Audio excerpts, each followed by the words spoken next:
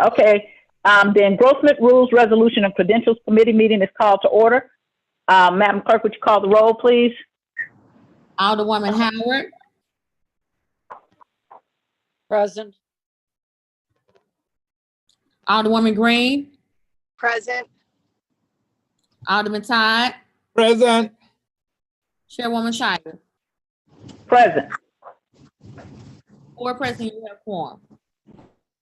All right. The next thing we have is approval of the minutes of Wednesday, June 17th, 2020. If you take a minute, I ask you to look at the minutes. If you have any questions, please present them. If not, I'd entertain a motion to approve the minutes of Wednesday, June 17th, 2020. So moved. So moved. Okay. Second. Need a second? Second. Okay, Madam. Okay, it's been a motion and a second. Madam Clerk, would you please call the roll? Alderwoman Howard. Aye. Alderwoman Green. Aye. Alderman Todd. Aye. Chairwoman Tyus. Aye. 4 aye votes.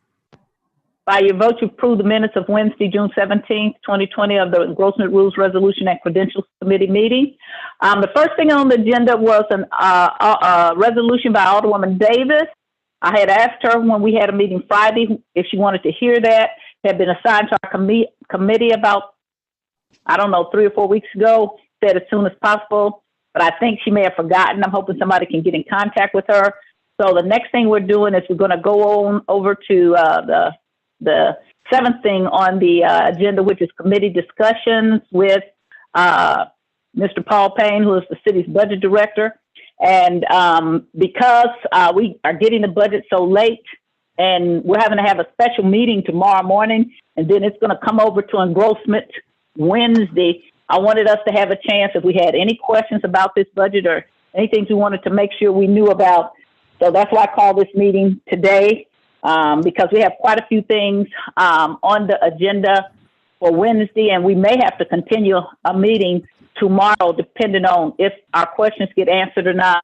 And we may be continuing the meeting Wednesday, Thursday, and Friday. For the meeting that's Wednesday, we may be continuing the meeting so that we can get this thing out, because we have to get something passed by the 30th, or the mayor's budget goes into effect. So we wanted to get ahead of that. So that's taking, it requires us to move around a little bit. Mr. Payne, I want to thank you for coming and agreeing to appear before us to answer some questions. I asked you to come because I had gotten a lot of calls about some things, workhouse, and emails, one about the workhouse and the other one about award capital money. I actually am one of the 4 people still in city government running around here that was here when we passed Ward Capital. The other being our clerk, Mr. Clerk, being Alderman of the 18th Ward, Terry Kennedy, Alderman Joe Rody of the 17th Ward, and now the Chief of Staff with the mayor, because the mayor, none of ENA was here when we passed it, but Alderman Conway and myself. So us 4, we were here when we passed this. I was kind of taken back when I heard that it wasn't in the original operating plan for the budget for 2021.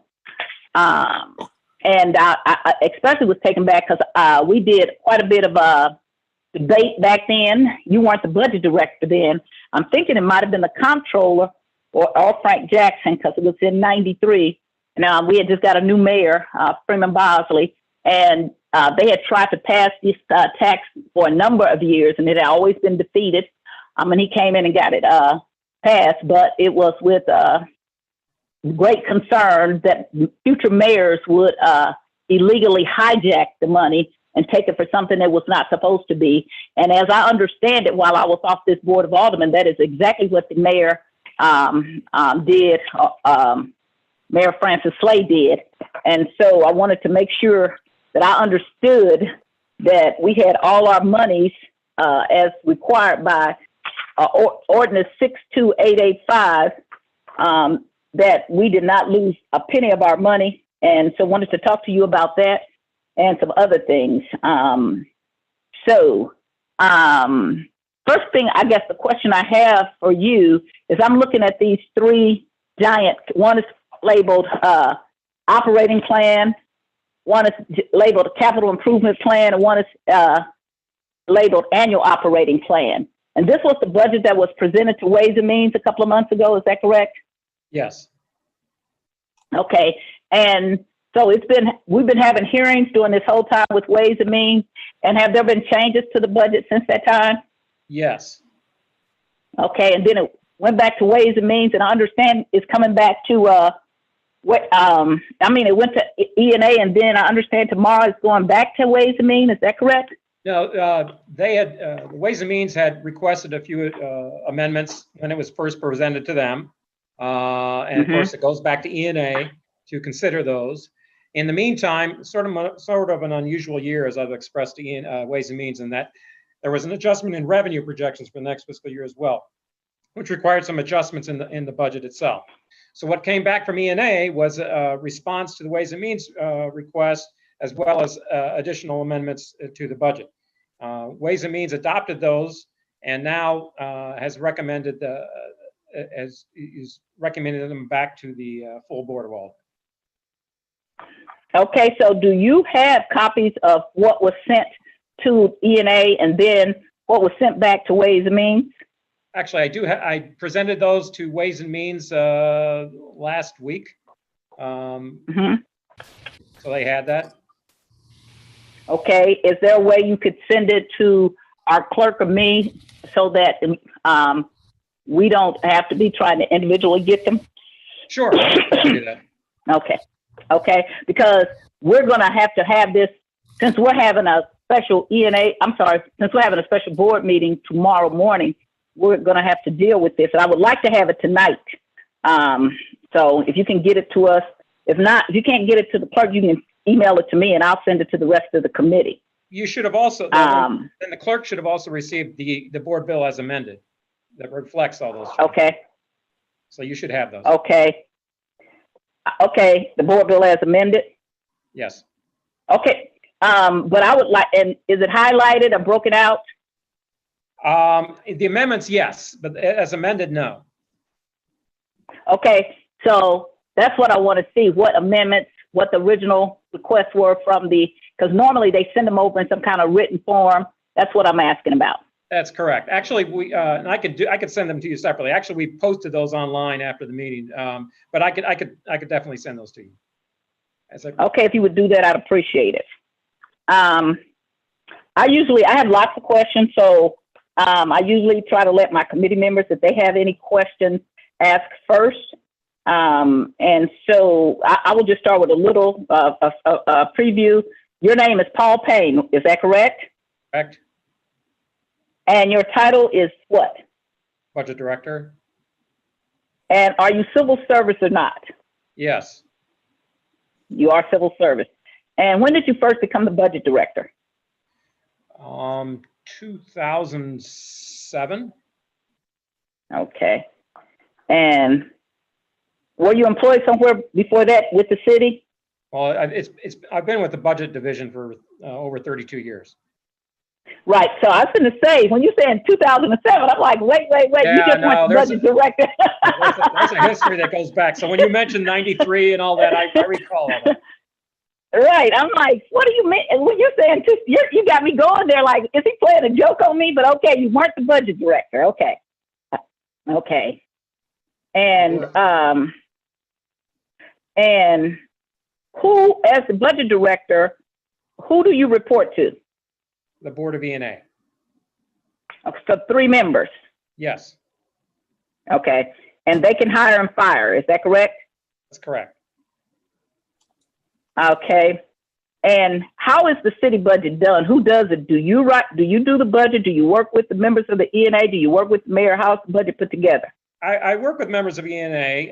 Primarily, before I present it to E&A, though, it's working with the various departments to determine their needs and such. And then, of course, I consult with members of each individual members of E&A to ascertain their priorities and such in order to present something to the board in April, for which they would then either make changes or recommendations from that. Okay, and when you're doing the budget, are you conscious of following city ordinances, charter, state statutes, U.S. and Missouri Constitution? Yes. Okay. And what is the city's calendar year, which the budget works from? What are the dates? Yeah, the fiscal year is July 1st to June 30th.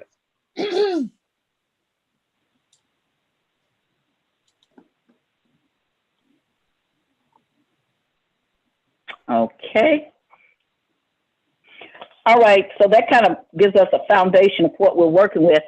So I'm hoping that you don't get all the emails that we get because I have never gotten so many emails before about a couple of situations before E&A and in our budget now. So I'm hoping that you don't get all of those. But I guess sometimes because I'm Alderwoman of the first ward, I think people think that I am one of the members of E&A because I swear sometimes I get 75, 80, 90 emails a day. So anyway, I wanted to, because I'm going to specifically talk to you about Ordinance 62885, which is our ordinance that we passed back there when Mayor Boswell became the mayor, and the prohibitions we had about not putting the money anyplace else, which are specifically in the ordinance. And then I'm trying to figure out how the mayor, a former mayor, was able to take some of our money, and two, why, if it is true that you didn't have that money in the individual award account. So I'm going to be very specific about that. But I want to first start with members of my committee to see if they have anything they want to talk with you. And our vice chair is Alderwoman Megan Green, and I would like to start with her. I'm actually going to pass for the time being. I missed about 5 minutes because the volume went out when I was trying to drive back. So I didn't catch his opening remarks. Okay. Alderwoman Howard, do you have any questions? Or you're on E&A. I'm sorry, you're on Ways and Means. I'm on Ways and Means, so I have no questions. I've been through this more than once. Thank you. Okay. Alderman Todd, do you have any questions about the budget? Because I will start and then let people catch up if you all don't mind, but I usually try to wait to the end. Yes, I have several questions. Number one is, is the capital money included in the budget? What was included in the budget was a recommendation by the Ways and Means Committee to fund it at a level of $4 million. Originally, as the chairwoman had indicated, there was no appropriation to the ward accounts. But after some deliberation of the committee, they had recommended it be $4 million be allocated. That went back to the Board of E&A, and the Board of E&A approved that allocation. And so that's what's contained in the Board Bill number 1 as amended. And how much would that be per ward? Off the top of my head, you've got 4 million divided by 28, basically. So that's what, 143,000 or so? So we got cut in half. They recommended that we get cut in half. Well, now I should caution in Ways and Means, and I've discussed this at Ways and Means, the normal allocation would have been reduced anyway, simply because two things. One, we had a deficit going in because sales tax receipts had declined, and also next year's sales tax estimates are down by at least 20%. So even in a normal year, the allocation, it's less than even it would be in a normal year, simply because of the decline in revenues. My other question is, there's money for parks, several taxes I was part of as a Democrat committee man for more than 20 years that I have passed. Are those recreational and park taxes included in the budget that you made up? Since the taxpayers passed the budget, are they included in my? Go ahead, and I have a second question. Go ahead. Yes, they are. Yes, they are. There's several special funds. Fund 1122, which is the 1/8 cent sales tax for, I believe, parks and recreation. And there's some other special funds, 1116, some miscellaneous ones, and also for parks. And also, how about the bonds? How about the bonds? I think it's bond Jewish tax for the North St. Louis that was passed. Is that included? Yes, it is. The other question is, in the past, the 18th Ward did not get park funds from many different parks. Are you going to pay us retroactive for the money that we didn't get for parks in the past? Yeah, I'm not quite sure what you're referencing. I'm referencing the fact that there were years that we got absolutely no money for park repair. There was no money for there was when Barnes Jewish, I think it was called the Barnes Jewish something. They bought the park. Barnes Jewish. There was a tax from Barnes Jewish Park. That was supposed to be designated for North St. Louis and low-income people throughout the city, but we didn't get any of the money from, and we live in Port our waters in North St. Louis. My question is there a way for us to look back and see if that money was spent for what it was allocated, for what the voters voted for it for? Well, actually, I think you're referring to the least dollar amount, which wouldn't have been a voter initiative, but I believe that's determined by the Neighborhood Parks Committee, if I have the right pot. I'm not quite sure. That's correct. I sit on parks. Okay, so yeah, I think each year the Neighborhood Parks Committee gets that amount and then allocates it out. So, but this year has the since you're dealing with the budget, has the can you look and tell us whether or not the Neighborhood Parks Committee has allocated it out, and has it been put in the budget? The amount has been put in the budget. Now, I don't know. I think right now it's with projects to be determined by the Parks Committee, I believe. I don't believe the Parks Committee has determined them yet. Okay. We have not. The other question is, can the budget be changed? Because I have some laws that I'm trying to implement on improving drug treatment, vacant lots that are nuisance and also vacant buildings, and cutting the grass. Is it possible once this budget is passed to take money from, let's say, the police department and put it into these other areas that have been health and social services and other areas that is has been has not gotten as much money as the police department, for example, but there are other departments, and is that possible for the budget to be changed after it's passed? Yeah, there are several ways of amending the budget. For one, if there's revenue accruing from some new initiative or something, you can do a supplemental appropriation. You can also reduce an appropriation once passed, although in order to increase it, you would need the approval of, similar to amendments, you need the approval of the Board of E&A. Okay, so the E&A can approve of adding or taking money away, putting money to allocating money to other programs. Is this what you're saying? Yeah, that would require an E&A approval as well. Yes. Okay. All right. I don't have any more questions at this particular time. Thank you. Alderwoman Green, do you want to ask questions now, or you want to wait? I'll go ahead and wait. I'll let you go. Okay. Mr. Payne, so are you familiar with ordinance 62885? Yes. And that's the one that we introduced April 30th, 93 and passed 6/4/93, and it was voted on August 3rd, 93. Yes. And it was very specific. We debated and we had a lot of talk about this because we had not had a sales tax passed in a long time until the Mayor Bosley came along. We had defeated it in North St. Louis each and every time. Yeah, actually, I remember if you remember, there were two sales taxes at the time because I have them. I'm going to take them one at a time. No. Well, one for capital, and the other was the 3/8 cent for general operations. Correct. That's exactly my point. Exactly. Right. That's where I'm going in just a minute. Okay. So when we submitted it to the voters, I just heard you say that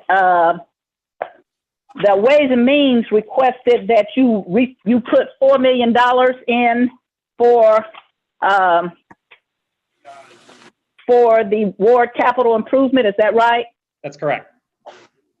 But, okay, so one of the things that Division 62885 requires is that all the money that comes in, every last cent of it that comes in goes to one of 5 accounts. Isn't that correct? That's what the bill states, correct. Okay, so can you tell me how much money came in this previous tax year for this month? I don't have the numbers in front of me. You're saying how much came in when? In the year in which we're using to refer to when we're going to fund these accounts. How much came in between, I guess, is it 2020 and 21, or is it 21? It would have to be 2021. Oh, you're asking for the estimate for FY 20. The total. Let me. No, I'm asking for what already came in that should have been put into our accounts for the past year. Well, the current fiscal year is still. Let me grab. Let me see. Let's see if I got it here.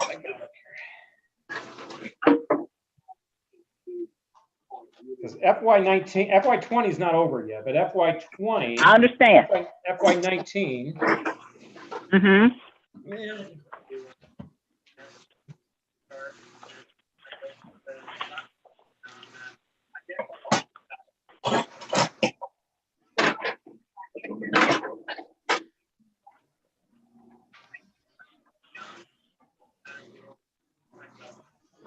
Let's see if I've got it here.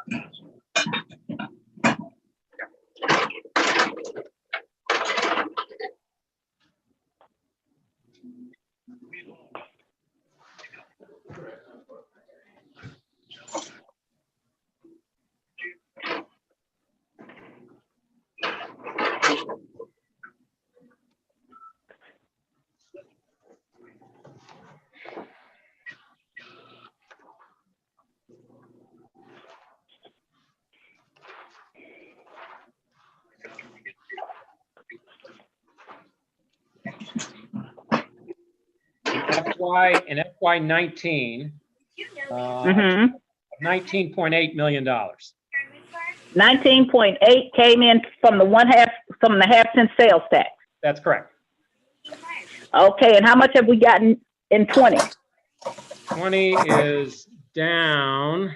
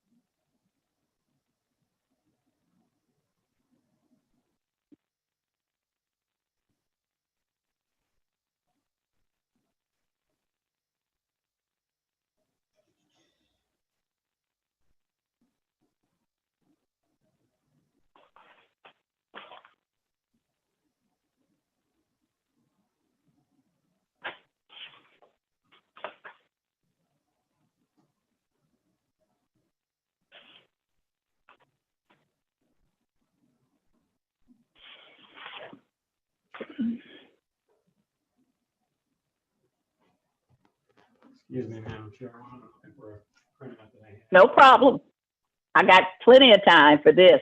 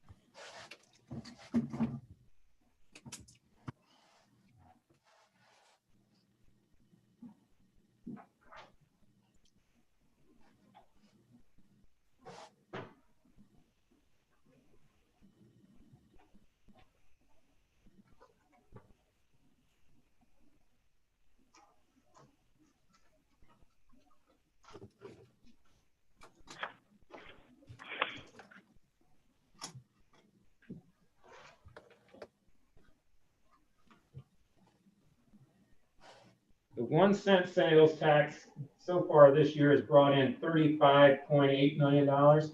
That was through. No, the half cent. The half cent is what I'm That's asking the about. 1 cent. I don't typically track that one on a regular basis. That's why I was struggling to come up with something that had it.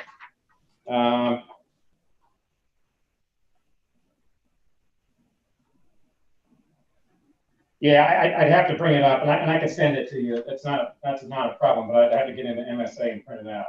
Okay, that's fine, but just for 19, it was $19.8 million, you said. Right. Now, let's give you an idea. But I was going to give you an idea, just because of in Ways and Means members would know this. The receipts declined about 33% just in the last month, and that just gives you an idea about some of the declines we're seeing in the just from general budget purposes. Right. Oh, I understand. Actually, my undergraduate degree was management and accounting and science. So I have a lot of things, but just let's look at this 19, year 19, $19.8 million for the half cent sales tax. Is that correct? Is that the number I just said? That's what you gave me. Yeah. I have to pull my book up again. Well, that's what you gave me. So let's go with that. Fine. In the budget, I'm sorry, in this ordinance, because again, we did not trust what was going to happen in the future, which we had every reason to be correct, because we know greedy little mayors want to put their hands on this, and and I know that 2 members of ENA can massage the budget director, but unfortunately, you have somebody sitting here who is long-term and knows the ordinance. So let's go through this ordinance, okay? Okay. So there were 2 questions proposed in this ordinance. One of them, shall the city impose a 1/2 cent sales tax for the purpose of funding capital improvement? Yes. 2, shall the city impose a 1/2 cent sales tax for the purpose of funding capital improvement, which may include the requirement of debt under previous authorized bond indebtedness? That was the 2 questions that we had back in August of '93. One of the things that we were sure we did not want to do, because we were just doing the Rams/Convention Center Stadium, is that we did not want this money to be hijacked and given to a stadium. So Section 7 of Ordinance 62885 says you can't do that. And it goes through all the things you can't fund whole and part, the operation or maintenance of a sports stadium, field house, indoor or outdoor recreational facility, center, playing field, parking facility, or anything incidental or necessary to a complex suitable for any kind of professional sports or recreation, either above or below ground. Are you familiar with that section at all? Well, just as you read it. Sure. Okay, but I'm reading it right from the. I see it. Sure. Right. Okay. So then the next section 8 is mandatory.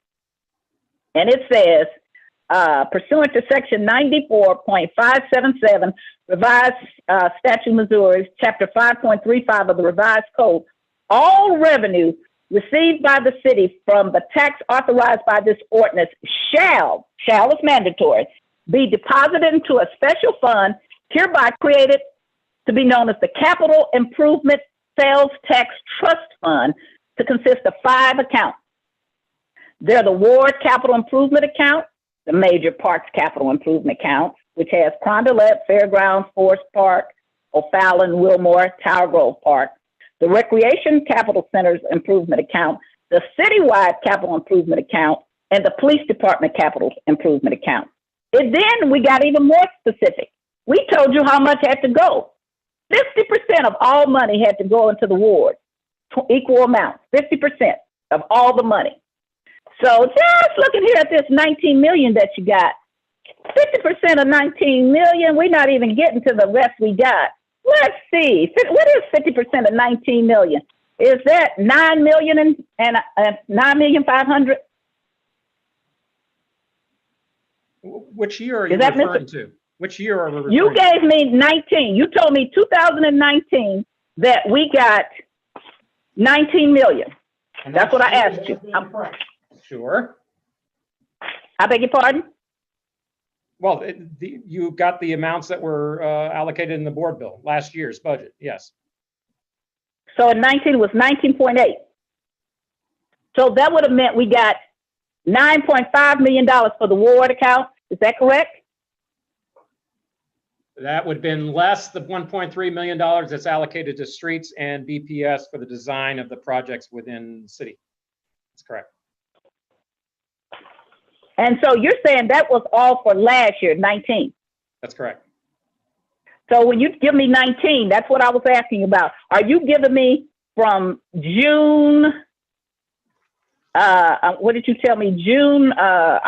May of 18 through June of 19? Or are you giving me the full year 19? Yeah, it'd be whatever receipts came in the month of July of 2018 to June of 2019 would be our fiscal 19. July of 2018 to June of 2019 will be our fiscal year. And that would be where we got the $19.8 million. Fiscal 19, yes. Okay. So again, and then you well, I just heard you and I'm kind of confused. You said we didn't get quite the 9 point, let's just round this up to 20 million. We didn't get the 10 million. We got less than 10 million for the ward capital account because you subtracted what out of that? 1.3 million, of which 650,000 is allocated to streets, 650,000 allocated to BPS. I don't know if you recall this, and this happened, I don't know what year, but it goes back a ways. It was when, in the beginning, when this was allocated to the wards, and the wards would come to BPS, say, oh, well, we need this project, we need this project. And the response of, well, we don't have the staff to design whatever it is that was being designed, so you're going to have to hire that out. And so there was a sort of impasse at the time, and then some compromise was drafted to where, okay, we will pay, it's cheaper to do it in-house, you can get it done more readily in-house, and so we will pay within our city departments 1.3 million off the top of everybody's share to pay for those services. I do not remember that, and I sat on streets the whole time. In no way do I remember that at all. That is not anything that we said. In fact, what I remember, if you will remember, I'm the person who made you guys come up with the interest in our accounts, and I still have that because I asked the question of why, because they had to be in ward accounts. And I asked the question, well, where's the interest? And that's when we found out that we got interest on our accounts. And I still have all that paperwork, actually. So I don't remember ever saying that BPS and streets could have any portion of this money. And I would love to see where we drafted something saying that. And as I said, I sat on streets from 2001 to I was racially gerrymandered in 2003. But let's go on. So if we're giving streets 650,000 and BPS 650,000, then can you tell me why BPS then is trying to charge us for a study for speed humps? And if that's not your bailiwick, so if you can't tell me, I'll understand. Let that for Rich Bradley answer that question if you don't want to. Well, I can answer in a general form.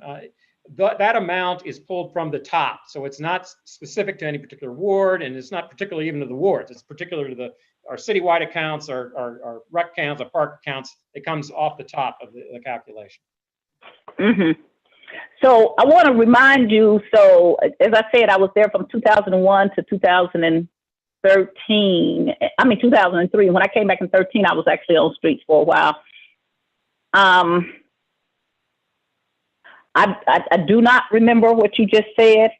And I remember getting a lot more money, and I'm going back and pulling that all together because we got a lot more money than we get now. And we had more employees. That's what I remember. We had employees working for the streets. And BPS most certainly had more people assigned to us. In fact, I did check back with that. Now we got like 2 people.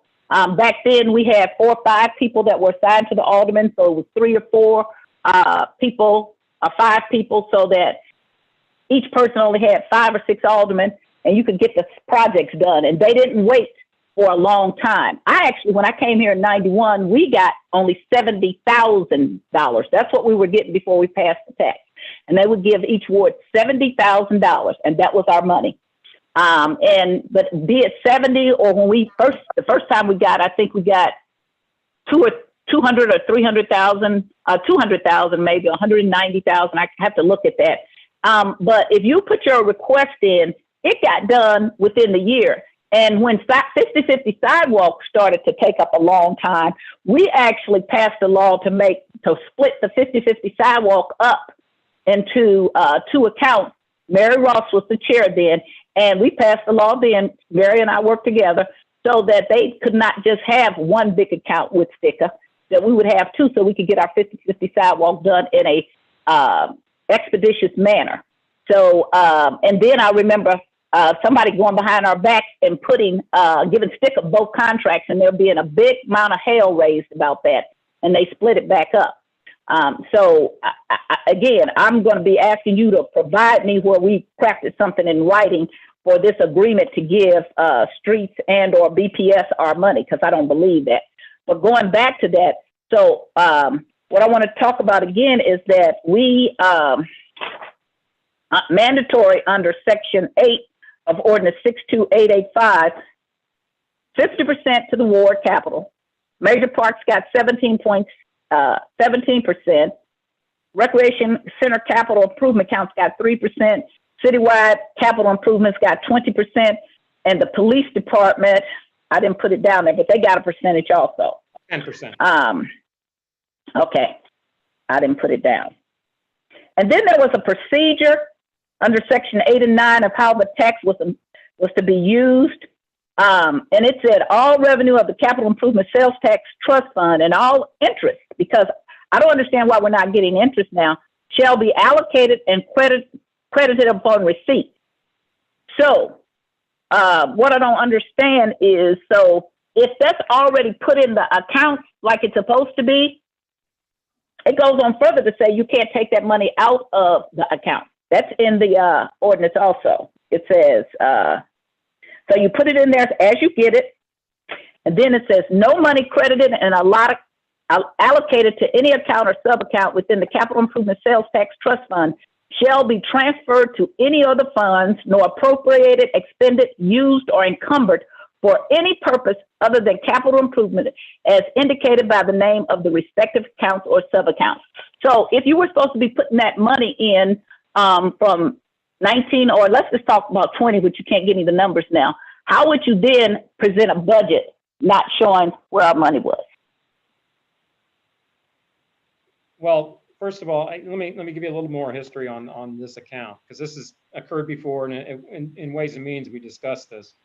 In years past, when there were budget shortfalls, we did reallocate funds from the ward account, and it was a certain amount. And basically, we said, notwithstanding Section 8 of Ordinance Number 62885, the allocation shall be X for that coming year, and that's basically what we're doing this year. It's not a percentage at this point, but we're saying, notwithstanding Ordinance 62885, a certain amount is being reallocated to our citywide accounts in order to fund citywide capital needs and help with the budget gap. And that's occurred in the past, and that's occurred in this coming fiscal year as a means for bridging the gap. And where is that in the budget? It's in the board bill 1 as amended. It has the language in there under the Fund 1220 Capital Improvement Sales Tax Trust Fund. Can you send me that exactly? Because I'm going to surely be on the floor amending that. Because let me tell you what the problem I have. And Alderman, the former Alderman who's now our clerk, Mr. Clerk, we talked about this because we both voted no. Because we said they're going to be thieves and liars. And they're going to tell you one thing and do something else. So what you're telling me that we told a bold-faced lie to the voters of the city of St. Louis, and that we were correct who voted no, because now we're going back behind the people's back and taking the money that was only got passed because Freeman, because no other mayor, only Mayor Bosley could get it passed. None of the other mayors could get it passed. And so now you're telling me we're going to change what we told the voters of the city of St. Louis. Is there something in there saying that we're bold-faced liars and that we are now going behind your back and doing something different? Well, let me address that sentiment a little bit. First of all, if you were planning on, and again, when you go budget to budget, the budget is not something you pass an ordinance every year and all of a sudden it's on autopilot. It's something you have to monitor every year and make decisions every year in order to make it work.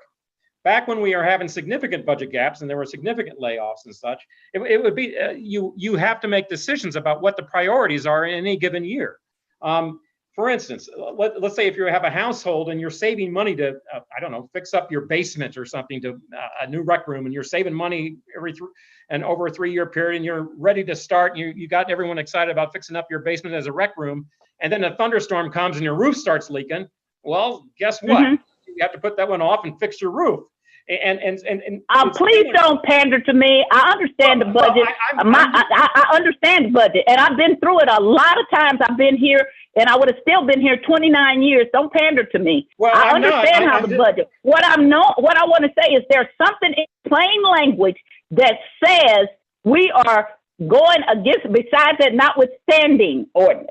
Is there something saying that we are changing the vote of the citizens that we promised? And I tell you, we promised, and I tell you that I told the people that that was a bold-faced lie, and that at some point you will come back. So we're not saying we lied to the people, because I'm going to say it. Of course, I am. I mean, you can, but and to say that it's underhanded, no, I've been very clear about what it is underhanded.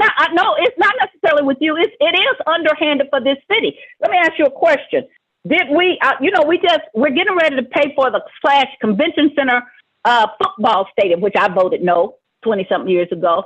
Now, did we then take that and when we took that $6 million for the future and decided for 40 years in the future we were going to commit that to the convention center at the tune of $400 million, did we defund that?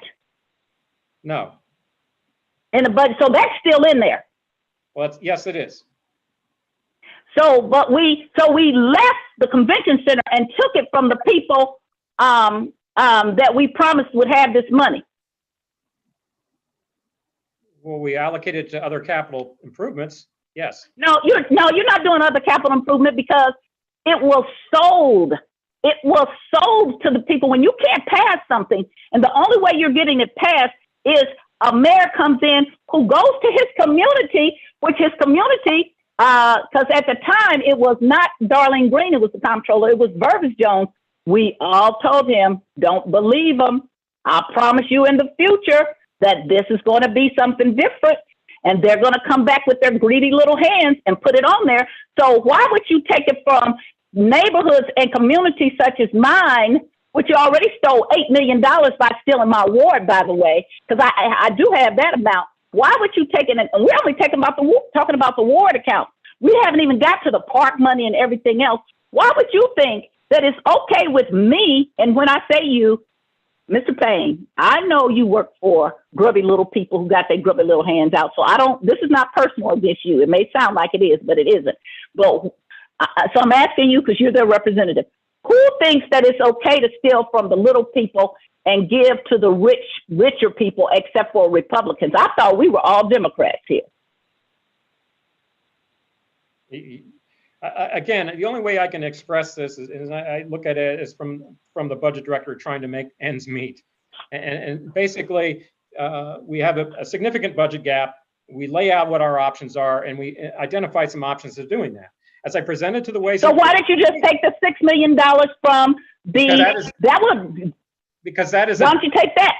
Because that's an existing debt, and you would do far more. And you have an existing debt to us, the people in the community. Not anybody in my community, and I can speak for Jesse's community, would say, take our money and then give money to the hotel convention center. Is there any big project that's downtown that you said, let's take the money from them? Well, yeah, I don't know or how the to Central answer West End, or any, yes, it's a yes and no. Is there any big project that you took the money from? Because what you're saying is, it's all right, not you again, Mr. Payne, please believe I have a lot of respect, but you have to represent them, so you're the customer service person that's showing up for the mayor.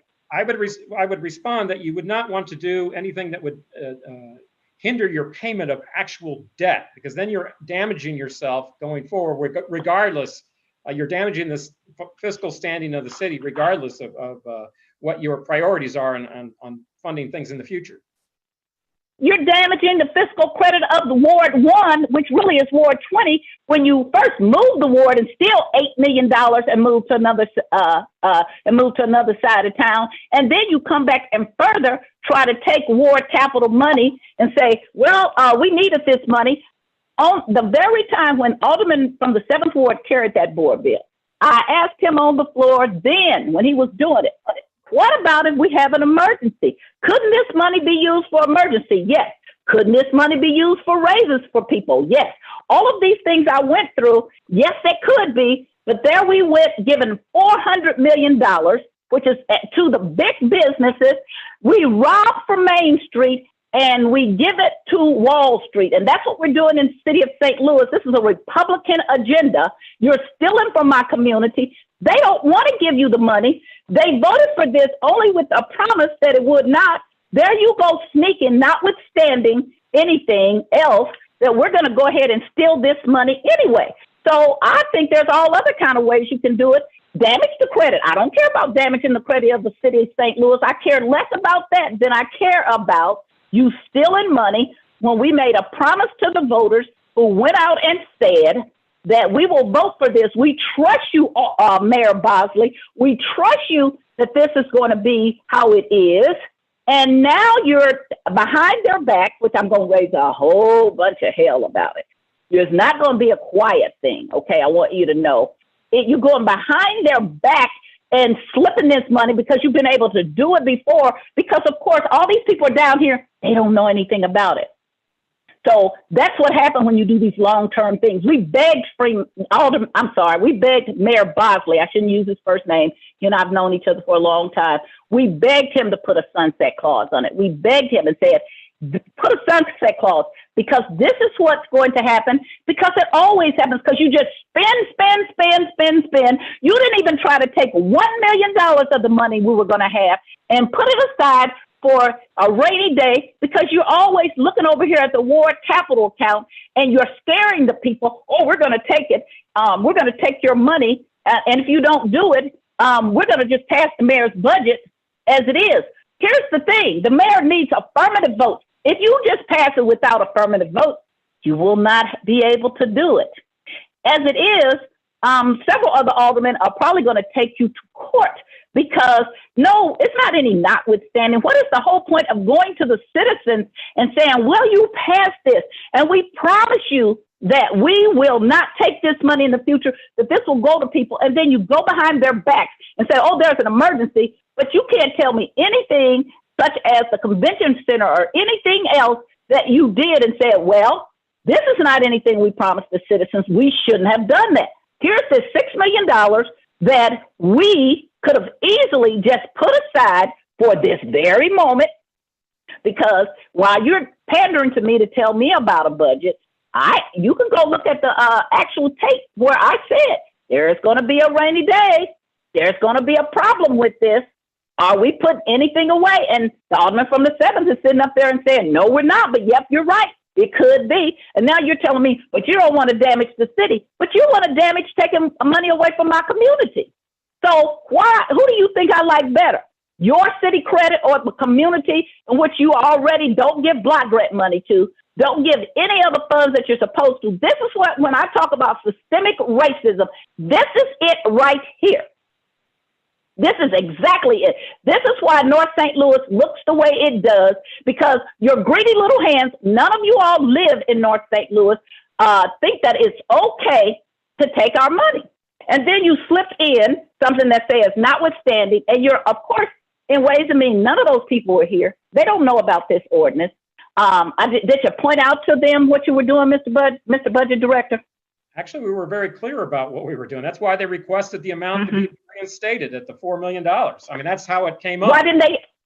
Well, what they called me and said, we want all our money. What I've heard with several people is that we want all our money. Did you tell them how much? Because when I asked you just now, you said you don't know. Because I'm asking you, well, how much money did we get? Well, I have to look it up. Well, the question was how much has come in year to date.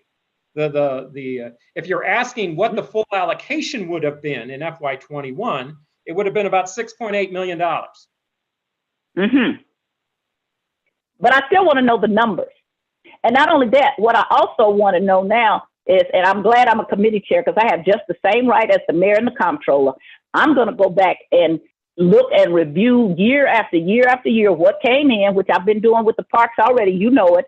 And I'm going to look at what you've been doing with this money and where it has landed, because this is ridiculous when I hear this. This should have been, no, we don't touch any amount of it because we promised the people. And so I don't understand how people can promise people stuff and then go and say, well, but we're going to keep the convention center. I don't care. Blow it up. Okay, we can't afford it. So now you're making me go over here. I have not been a person close the workhouse because I've looked for a more middle ground saying, oh, well, maybe we can repurpose it. But then close the daggone workhouse. And you're going to put me over there with the rest of the people because you're stealing money from my community. So close it, move the federal prisoners out of the Justice Center, which was built when I was the chair of public safety, and then just take that money and put it right back into our ward capital account. How about that? There was a lot there. I didn't know whether you wanted a particular answer or a particular one. What I want to know is, so how much do we spend on the workhouse every year? Well, the next year's budget is just over $8 million. $8 million. Yeah. So the comptroller is one of the people who has said close the workhouse, right? To the best of my knowledge, yes. Okay, so if we close the workhouse, we could just move our citizens who are held, many without bail. Then we're talking about a savings of about $8 million right there.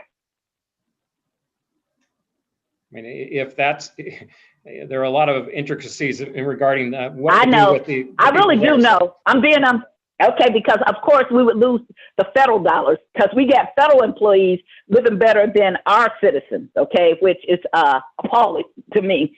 I was here when we were under the order from Judge Cahill. We would bring people in the front door and put them out the back door because the workhouse was so horrible. Now I have also still been the person, which I'm usually not in the middle, saying, but we can repurpose it because I'm a rehabber and I don't like to tear buildings down. But when you tell me you're stealing from people in the ward accounts and for downtown, and you're slipping this by for people who just really don't understand, they can just say no to you. That's the thing of it is, they don't have to ask you. The Board of Aldermen, let's just get it straight. We can take money out the budget. Isn't that right? That's correct. And you cannot put it back in. Isn't that right? That's correct. And we do not, see, the people in Ways and Means don't understand. We do not have to, I do, because I was on Ways and Means got taken off because I was taking money. We do not have to send it back. We do not have to make deals with you. We can just slash the budget the way we want to. Isn't that right? Yeah, that's true. But as I presented, one of the goals was to try to get something to add back. So in a typical year, you would have some sort of going back and forth because they wanted an addition. If you just want to cut, we don't have to add back because we do not have to let you have our ward capital money. You are playing a game with us that should not work. We do not have to let you have our ward capital money. Now, what you could ask the good people, any of those people who want to give you some of their money to do it. This is something I always tell people. Don't overplay your hand and make people start looking at you sideways. That's what Dr. Eccles did when he talked to me in a really difficult way about not helping my community. So you have now got me. I already was looking at it because because I've been requesting this stuff from you for quite some time. I've been putting spreadsheets together since we got this money, and I'm going to continue. It would have been much better for you all to ask people who wanted to donate. I have no problem with those wards who want to donate. I have a problem with you leaving it out and not putting it in the budget and telling them this is the budget and not telling them that as it is required, it's already in their ward account. If it's not, then you or whoever is doing it is breaking the law. Because as I understand it, this ordinance has never been found to be illegal, has it? Not to my knowledge. So it is a legal ordinance. As far as I know, yes. Okay, and as it is legal, then is it your responsibility to follow the ordinances and charters and state statutes and the Constitution? Yes. Okay, so if the ordinance tells you that you are supposed to, as the money comes in, because the money doesn't come in all at the same time. So as the money comes in, then are you putting it in our ward accounts as is required? Well, I don't. Our office doesn't allocate the monies as it comes in. That would be the comptroller's office. But the comptroller's. I will be talking to her as soon as I get off the phone for you. Okay. But okay, off the Zoom call. Is designed similar to what you said. However, as I mentioned, in any given year when we've had shortfalls, and we did this in the last recession where there was a reallocation of funds, which was done through Board Bill 1, and that was through another ordinance. But here's the problem. That's like you telling me, oh, we have your bank account, and we went and dipped in it. So the ordinance, let me read it to you again so you can understand it. It says, you shall not take that money. Let me get the correct wording. No money credited and allocated to any account or subsequent account or sub-account within the Capital Improvement Sales Tax Trust Fund shall be transferred to any other fund nor appropriated, expended, used, or encumbered for any purpose other than capital improvement as indicated by the name of the respective account or sub-account. So if you're telling me, and I'm going to ask the comptroller, because I also want to know why we're not getting interest like we used to. Well, if it was already in there, no. If it's already in there, who gave you permission to go in my account, Ward 1, and take any of my money out of it? Because I didn't give you permission. Well, Board Bill 1 would have in the given year. No, Board Bill 1 is afterward. No. Board Bill 1. Well, let me stop you. If it's already in there, what you're doing is saying, I'm going to go back and take it out because it is supposed to go in there as it comes in. Is that not correct by this ordinance?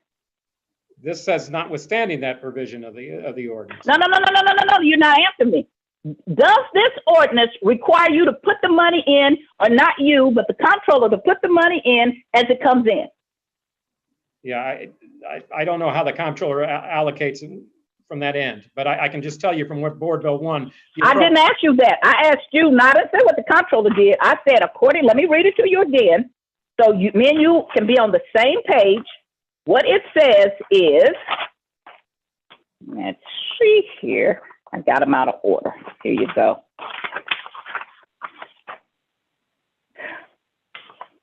No money. Okay, wait a minute, first of all. Let's see here, 7 here. Here it is.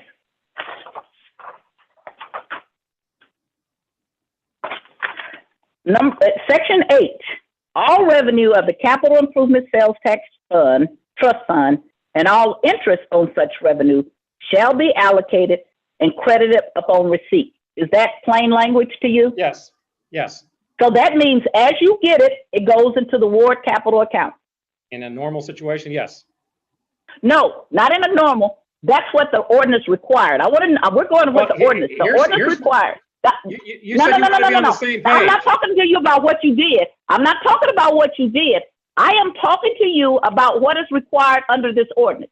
Yes. We're going to get to what you guys are doing. That's right. Okay. That's so fine. Under this ordinance, it says all revenue of the Capital Improvement Sales Tax Trust Fund and all interest on such revenue shall be allocated and credited upon receipt. Is that correct? Correct. So that means as you get it, and then it tells specifically where it's supposed to go. So if you, let's just say if you got $100, 50% of that $100 was supposed to go into the Ward Capital Improvement Fund. Is that right? Aside from that $1.3 million that was going for BPS and parks, but yeah, sure. Okay. So, and then 17%, whatever. So right. that we're just using 100. Okay. Right. So that means it's already in the accounts. No, it's not. Because Board Bill 1 wait a minute. Board Bill 1 is the only appropriation for you make before you actually receive the money. Other appropriations are appropriating from funds that exist. These monies are not in the accounts. These are monies to be projected to be received over the next fiscal year. So the notwithstanding. So you're telling me. To be so you're telling me that that's why I asked you again. So let's try to go back over here again so I can understand this. For the year, we're doing year 2021, right? The one that has not yet begun. That's correct. Okay. And when does that begin? July 1. July 1. And so you're saying you're going to hijack the money. So this is money from July 1, 2020 through June 30th, 21. Okay. So you're not talking about the money that happened back before. That's right. Which I don't believe you gave us all our money either. Since I got back, I've been moaning about, I don't believe we got all our money. So I now want an accounting of all the money because I don't believe we got all our money. Okay. But okay, we're going to deal with that. Okay. So you're saying that before a penny comes in, you're going to say, notwithstanding this ordinance, whatever comes in, you're going to take, we're not going to get 50%. What percentage are you now going to allocate to us? Well, it was the fixed dollar amount that Ways and Means had recommended, had requested. So it was the $4 million. So if you turn around and projections are wrong and we get all this extra money, we still would only get $4 million. The way it's written is that if it's more than that, if it's more than the 2.8 that's reallocated, then that would resume accruing to the accounts. So in other words, if it outperforms, there would be more accruing than the 4 because the reallocated amount was 2.8. So there's a set amount of 2.8 reallocation. Yes. And no more. That's right. Okay. And is that in the bill? Yes. Okay. And where is that in the bill? That's in the same section I was reading before. It's in the Fund 1220 part of the preamble of the board bill. Okay. It's the 1220 preamble. I don't see me vote. I'm going to be recommending a do not pass out of my committee. I'm going to tell you that right now. I would tell you to go back and tell your little friends on E&A, and I'm going to be talking to 2 or 3, all 3 of them, to say how dare they take this money, and let them go find that money someplace else, because how dare they take this money and trick the people who would not have voted for it in my community, continuously did not vote for it.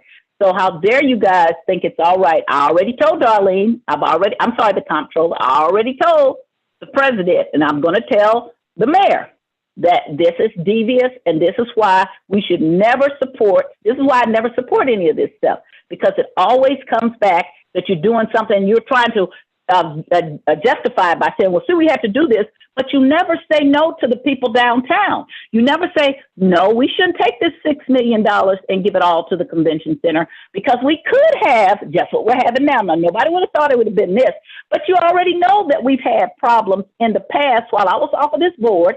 So why wouldn't you put part of that money away for something that happened just like this? You could have put $2 million a year away and said, convention center. In fact, I met with Kitty, so she already knew that's where I was at. So she wasn't really opposed to it. Why didn't we keep any money from that project so that if we had a problem?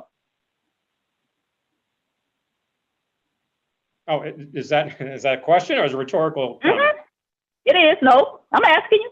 Well, we have tried over the years and actually been successful the last couple of years increasing our fund balance. And fortunately, we're in a position to where we were almost to the point of being at a point where we had a target to reach. And then all of a sudden the COVID-19, which is a major hit to revenues, hit just this past quarter.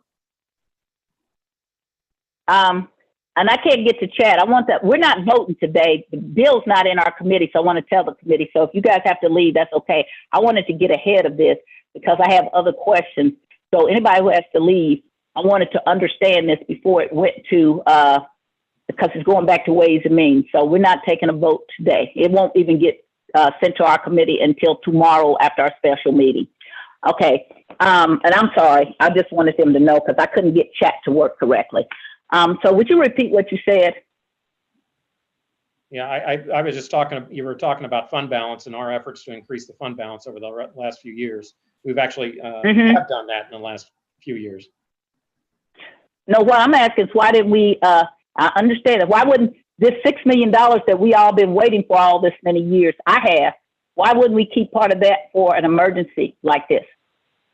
You're the budget director. Because see, in my budget that I have at home, we have emergency funds. Well, that's what I just explained. We have been setting aside money for the fund balance reserve. It took a long time. We were working our way up there, and then all of a sudden we get this hit. But we had made progress in the last 2 or 3 years on building back our reserves.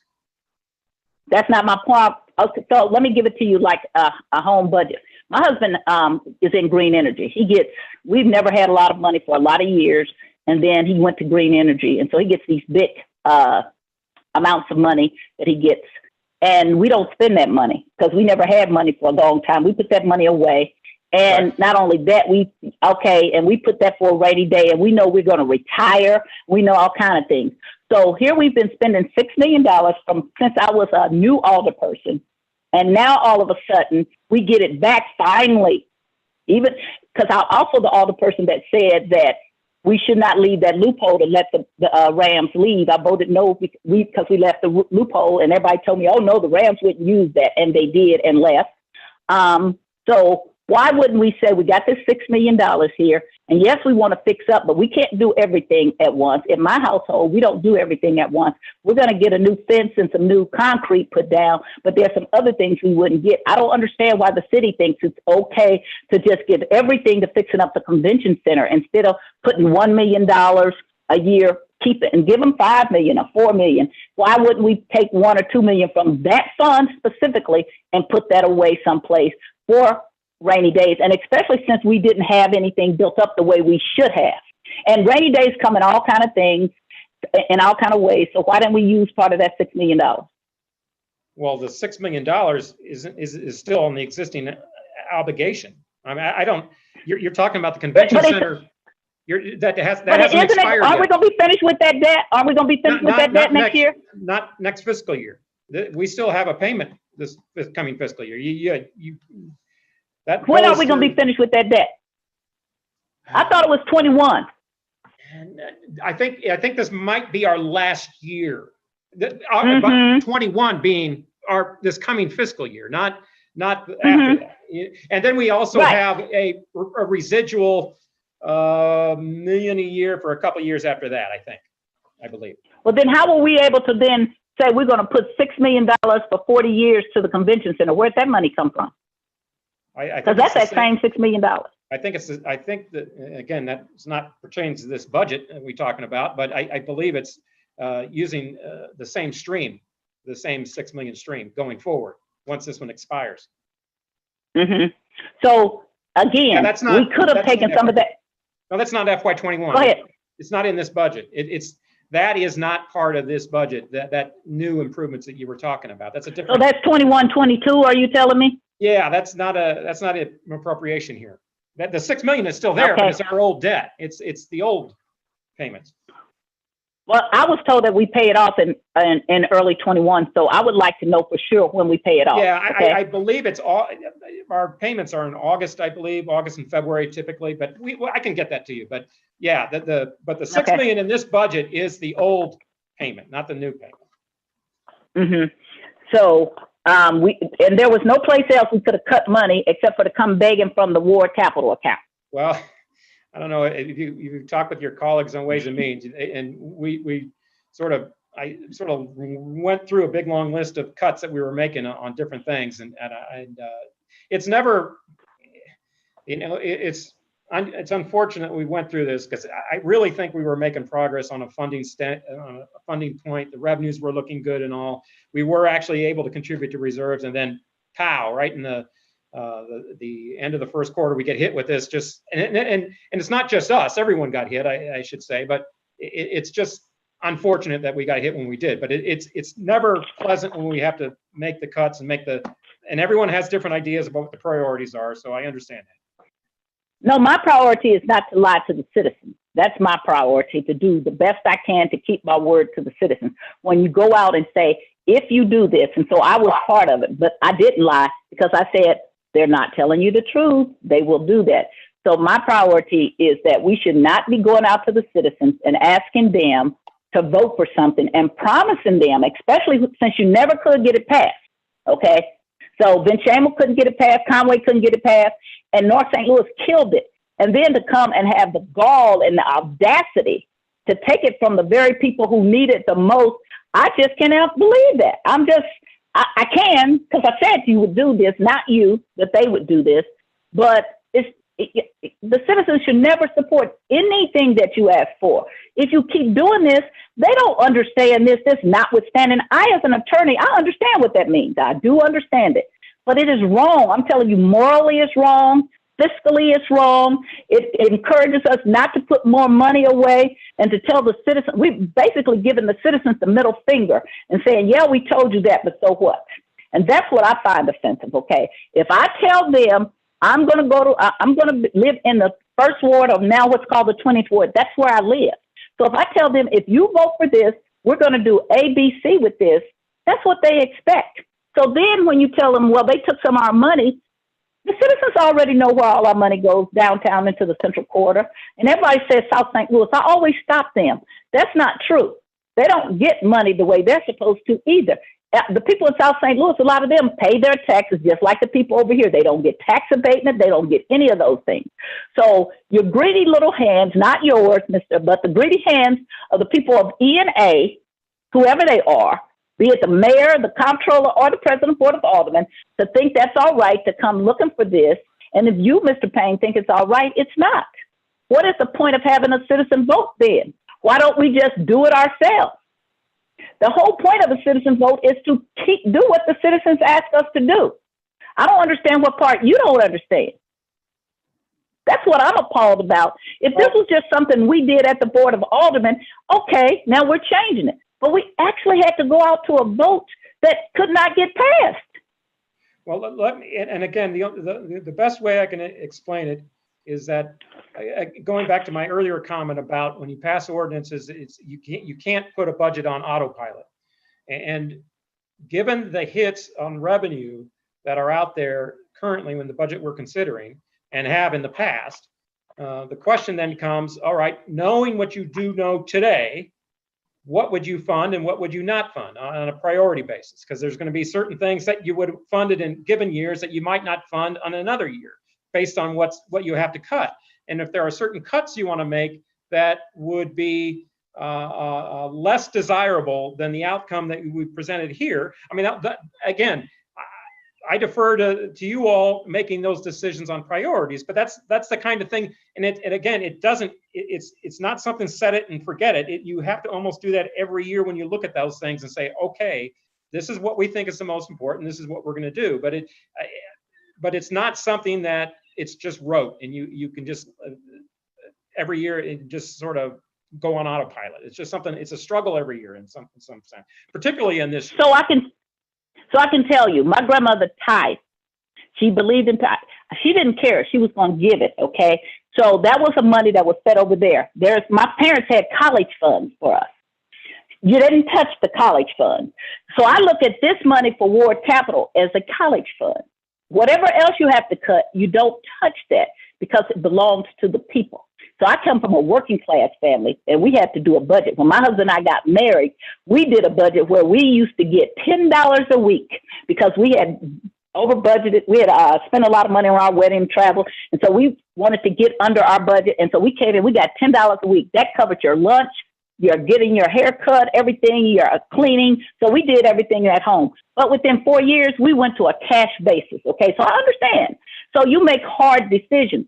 But the first thing you do is you cannot do everything you want to do, okay? You want to talk about a budget. Oh, I got this kitchen that needs to be done, but I'm not doing my kitchen right now because I got to get my spending under control, which I did, and then I got to pay this debt down so I don't get to fix up the convention center, or I don't get to do whatever else. I don't get to spend this money. Or let me say this, those people in the mayor's office that got these big, huge raises, you don't give those. I came right after Conway had passed. We used to make only $25,000 at the city. Were you here when Conway changed that? I wasn't, I'm not that old. I'm sorry, but It's not, no, well, he changed it in the 80s, so he changed it and he got it changed. But for many years, the people at the city hall could only make $25,000, including the mayor. You are familiar with that, right? I'm familiar with it. Okay, now people make a lot more money. The alderman from the 18th often votes, he says he doesn't think people should get blanket bonuses. He is absolutely right. I'm embarrassed that I carried the police pay raise now. I'm totally embarrassed because they have shown me they didn't deserve it, and I should have known better. So I'm embarrassed because I'm usually much smarter than that. So when you get out there and you spend all the money on everything else, you're not planning about, I know a budget is not stagnant and it changes, but you plan for this stuff. You put money away. You say there's something that could come. So we're going to take some little money from this. We're not going to give these people who are now making more than the mayor, because there are people who make $250,000. They make way more than the mayor's office. We need to not be giving them big raises, okay? We're not to be giving them increases, $30,000 raises. And I'm going to name names when we have the hearing. I'm going to be there talking about who got $30,000 raises, because the people don't understand that. So your nickel and diamond are ward capital account, but I get a listing every few months of what everybody makes. And I've been doing that for a long time, okay? And so I know who's getting these $30,000 raises. So people don't understand, if we don't have money, the first thing you do is you cut back with that kind of thing. You do not do that. That is not good accounting, since you want to tell me about accounting. That's not. In fact, you cut their money if you're going to do anything. You say, look here, we are having a problem with our funds, and this thing hit us, so I cannot give you a $30 or $40 or $50,000 raise. But that's what we've been doing. And so then you tell me, but we want to take the ward capital account. If I had seen the city actually really pull back, I could maybe hear a little bit, but now you want to put it across the table. Why don't we pull back from the places that have gotten all the money? The Central Quarter in downtown, that's a perfect place to take all the money from, because they've gotten all the money. So then whenever it's something bad, you want to pass that out and spread that out amongst all 28 wards. Well, everything that goods goes downtown. You're creating a system that is unfair, unequal, and racist. And this is when you're talking about systemic racism. All the bad things happens to North St. Louis where you get no money, but now we have a problem with the budget. Now we're going to take money from North St. Louis. That should be the holy grail of what you should not do. That's what I'm saying to you. That is bad budgeting to me, because we did not do anything for this budget. Many times we voted no against this crazy stuff that you were doing, and now you want to come and get my money. That's why I'm mad. I've been right way more than I've been wrong about how I voted on these budget items. And I never vote for the budget anyway, because it's always packed with a bunch of stuff that you have no business being in the budget. And it's always something against us. So now you're sitting here with this, we're doing this across why didn't you just ask any alderman who wanted to give money? Why wasn't that an option? Because you had to actually achieve a certain number. I mean, I can add that it's not just the ward cap that's been reduced. Other capital items, and that's one of my concerns just over long term. The rolling stock, our citywide rolling stock fleet needs to be replaced. And there's all sorts of building needs and street needs and bridge needs. There's no, I don't think anyone would argue to say that we don't need to invest more in our capital assets. I think what's unfortunate is that when you have a situation where your revenues drop precipitously in a short time period, some of the things that get put off are capital improvements, and they're deferred, and that's deferred later. There's only so long. And someone asked me, what's your concerns going past the next year. How do you get that? Well, and matter of fact, anytime someone asks me, what's my long-term concerns? My longer-term concerns are a couple-fold. One being capital, because that's a longer-term thing that we need to address. And I don't know whether it's through bond issues or other means, but it is a long-term. And then also pensions, which we also have to keep an eye on, because those are the kind of things that show up in a longer-term view as opposed to a short-term view. But so when everyone asks me about those are things you absolutely got to keep an eye on. And I unfortunately, as I mentioned before, we were doing well up into this last quarter, and then all of a sudden the COVID comes and it's like a gut punch, and we have to address. Okay, so here's my thing. Did you take that $10 million that you and I had a conversation about? Was that taken from the dental coverage thing? Was that used for part of our budget shortfall? Yes, it was. Okay. And so when I was a new alderperson, I used to think the mayor was really mean because they would say the police budget was too bloated. And Geraldine Osborne was carrying Tom Villa's bill one time, and we were going to give the police a raise, and Tom Villa came from the podium and snatched it from her. And this was when Conway and I were new people, and snatched it, and we thought they were so mean. I am old enough to remember that one. I do remember that. Okay, so now I'm an old alderperson, and so when I look at that police budget, which is not working, so when I hear young people saying defund the police, and people go, oh, what can you say about that? What they're not saying don't have a police budget. To me, we need to look at how much money is going to the police. The proportion is not any place near what it should be for a city our size. We need to look at, I think, and I wrote to you, what did we spend $4 or $5 million on settling civil suits with the police? That's ridiculous, okay? The other professionals have to pay. If I practice law, I have to get insured. Doctors have to get insurance. If the police are found not guilty criminally, but are being found liable under the civil, then we need some kind of insurance or something that they pay for that, because there's no incentive for them to stop doing all of this killing of Black men, okay? Our police budget is bloated, and it's not working. And so as a young person, I just did not understand that. And the mayor at that time was Ben Shamel. I have to go back and say he was absolutely right way back then, okay? I didn't understand it then because I come from a police background. My family's military. How could you say those words, take money from the police? But the policing as we're doing it is not working. And people are not going to like this. Our pension plans are killing us. I didn't hear that when I was a younger alderperson. So what are we doing to look at ways to decrease those expenses? Well, we've made, as you recall, we had that reform package that we did with the fire pension system a number of years ago, which has helped to some extent. There have been a few minor touches through ordinance with the ERS system, but unfortunately with the police system, that is entirely a function of state statute. And so we're in a disadvantage in that. I mean, we can make suggestions, and actually the police retirement system had a proposal a couple of years ago, but then it did not make it through I think it was through the House or the Senate, the state Senate. And unfortunately, we're in an unusual position where we don't have control over our own fate in that regard.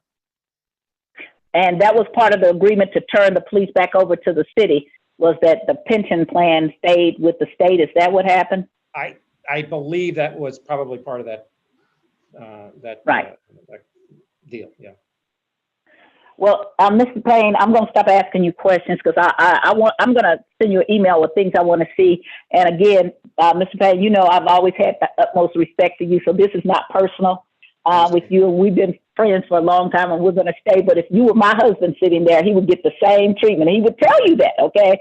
So, in fact, at home, he often tells me, I'm not on the witness stand. I don't have to answer your questions like that. I'll have to give him a call sometime. This, I promise you, I don't think anything bad of you. I think, but I'm not happy with ENA, and I'm not happy with taking money and not finding that money to come from the places that get all the money. I think that is a wrong way of thinking, and that is to me a Republican agenda. It sounds just like federal places, which I won't even say the person whose name is president, give little people little or nothing, and then give billions and trillions of dollars to big businesses. If you get the money when we're prospering, then you also, the people should have to give the money up. We need to be recapturing things from these tax abatements. We need to be looking at ways of stop giving all this tax abatement and tax increment financing. And I want to ask you this. So when the mayor first came in, when she was a new alderperson, one of the first things she did was to pass something that cost us millions of dollars because we exempted out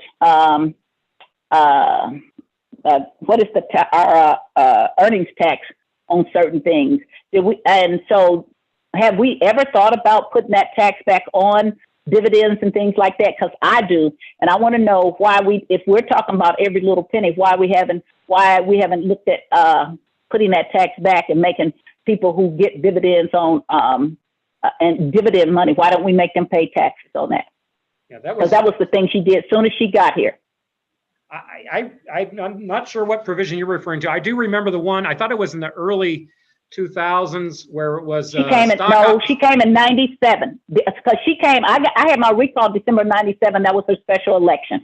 So we had it on the same day. She came in 97 and she did it like in 98 or whatever. And I'll send it to you. I remember the stock Kansas City still has theirs and gets all their money still. It was a stock option thing, I believe. Yes. And it cost us a lot of money.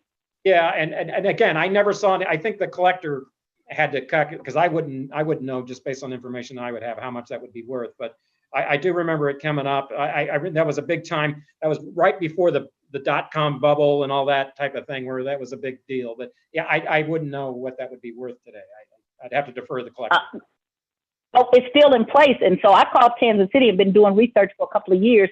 Kansas City always still got theirs. We lost, that's when Ralston did it. And we lost, it was supposed to be a couple of $100,000. We end up losing multi-million dollars, okay, just on that deal alone.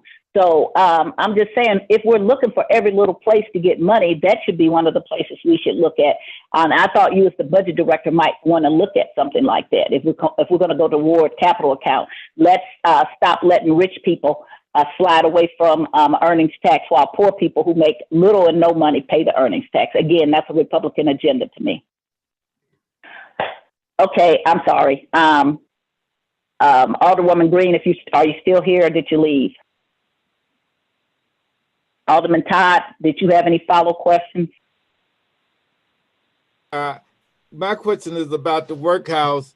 I think he answered and said that we have that we still have $8 million that we're paying the workhouse. My question is, how much money does the Justice Center pay the city to keep? How much profit does the city make off the federal prisoners?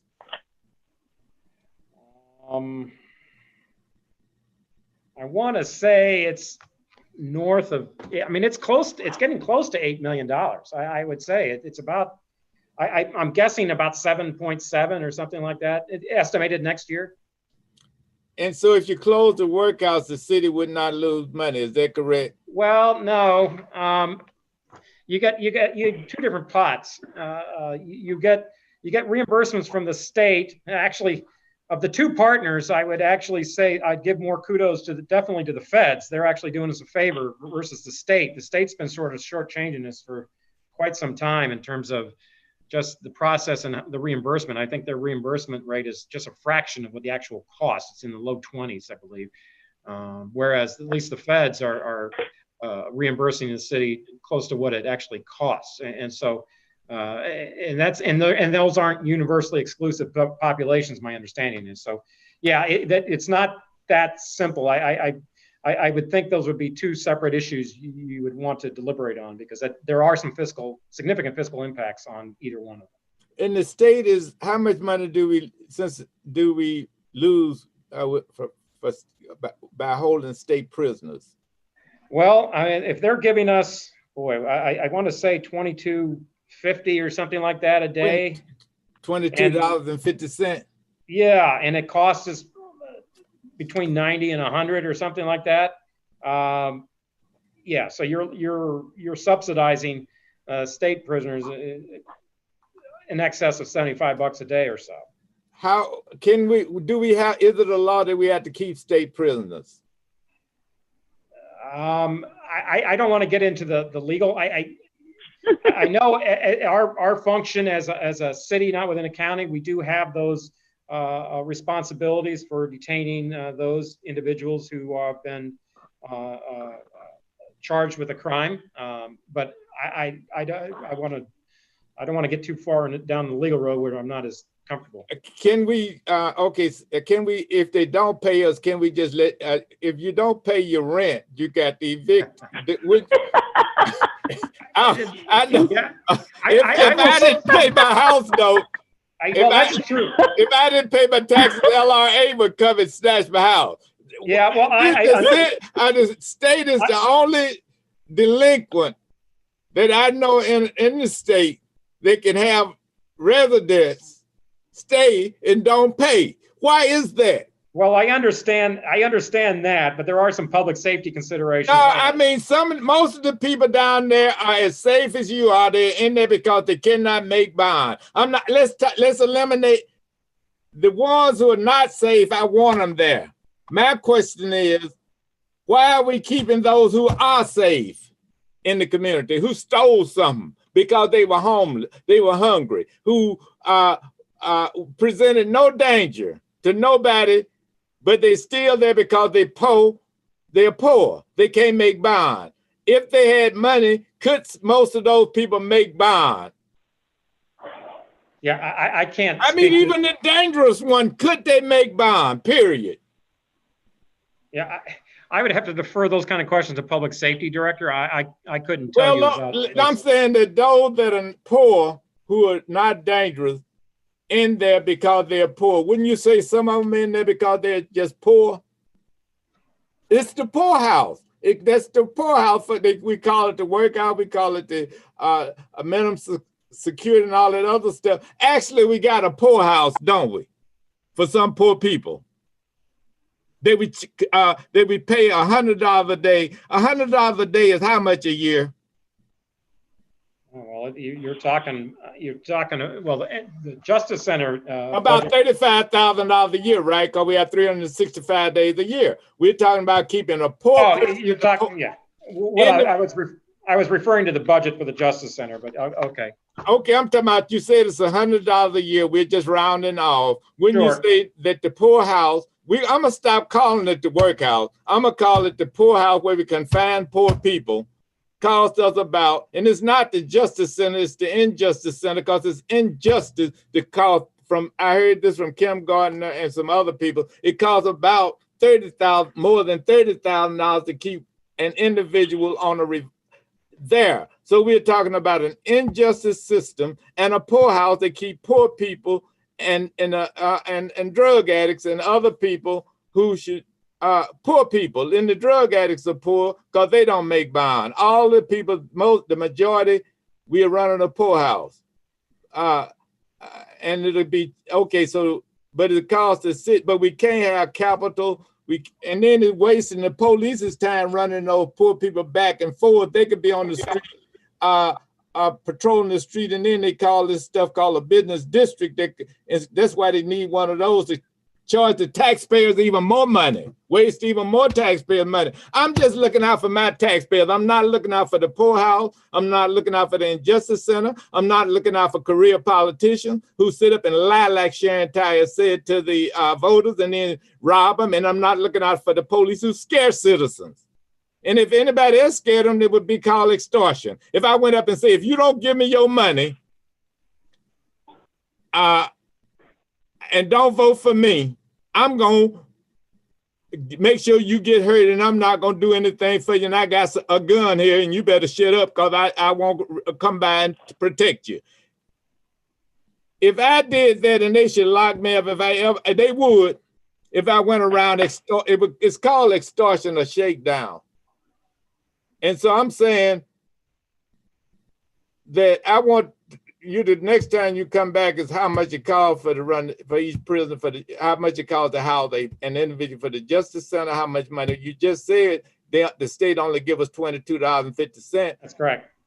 We lose, and then they're talking about taking capital money. I was one of the people who went out as a Democrat committee man and put it on my ballot and got it passed. And now they're talking about taking that money, and they told us we were going to have all these goodies. And they lied to my voters. And one thing I don't do, I don't lie to anybody. If I give you my word, I keep it, whether it's a voter or whoever it is. And when I went to these voters, I expected and I asked them to pass this tax. And then they passed it. Now you're talking about why did they vote then? They don't take anything from downtown. They don't take anything from, so my point is, and even and South St. Louis doesn't get their fair share neither, many parts of it when we talk about south of 44.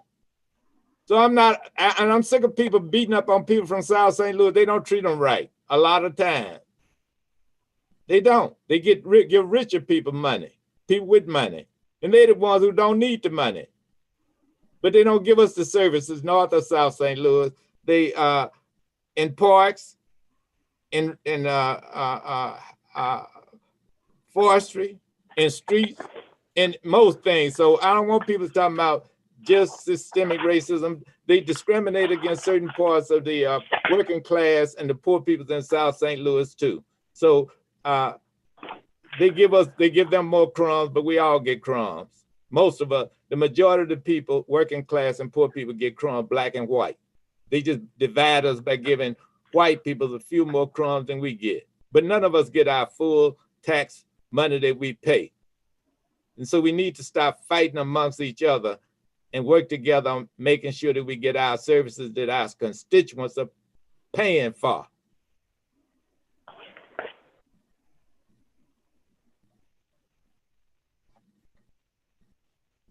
So I hope you would bring that information back, because we need to evict these tenants and these different for the state who are only giving us $22.50.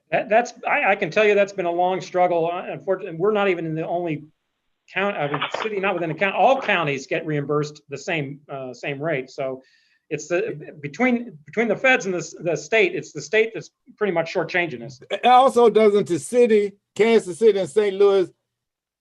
We send more money. We are the biggest financer of the state. We only get 80% in return for the money we send to the state in St. Louis anyway.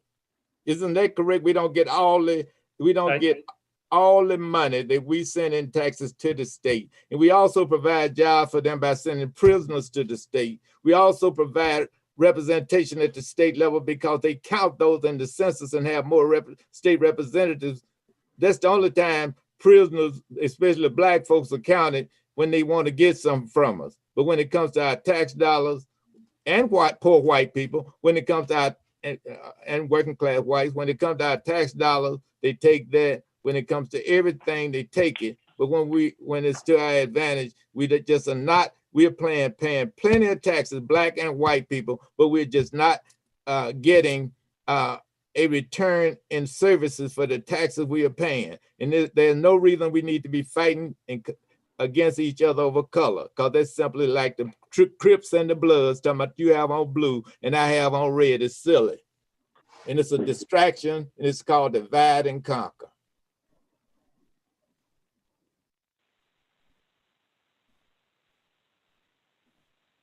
Anything else, Alderman? Only thing I got to do is I hope the gentleman would bring back, send a message to whoever about this 22, take that capital money out of this $22.50 and make sure we get our capital money. And there's plenty of cutting that could go on in the bloated police budget. And they're talking about buildings where we could close a lot of buildings down. We have half of the population. They talked about ward reduction. And here you got some people making $30,000, got a $30,000 raise, and we only make $40,000, about $40,000. And they talk about they need to cut half of the aldermen. And we the only, Don't make me scream. Look, look. This is James and Frank James and Machine Gun Kelly and Babyface Nelson never robbed anybody like we getting robbed. They're getting rid of the aldermen. Only somebody with authority.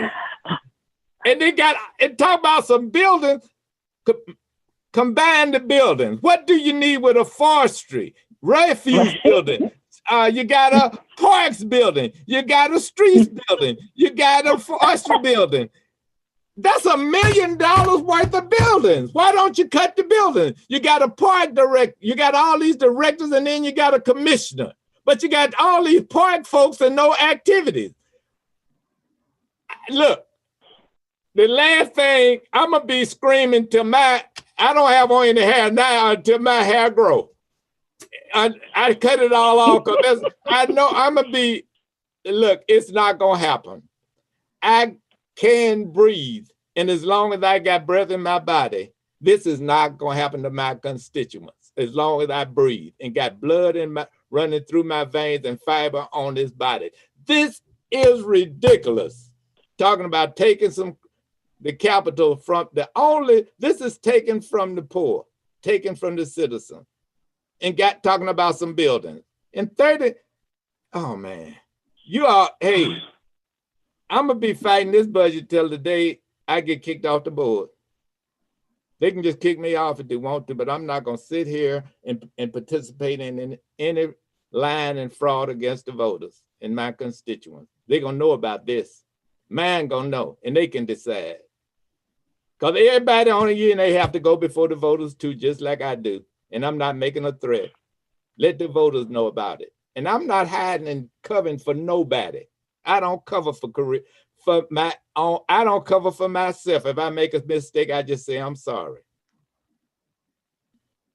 And I've made a few, but this one is not. This one thing I've never done is betrayed anybody in my life. I'm loyal to every one of my constituents.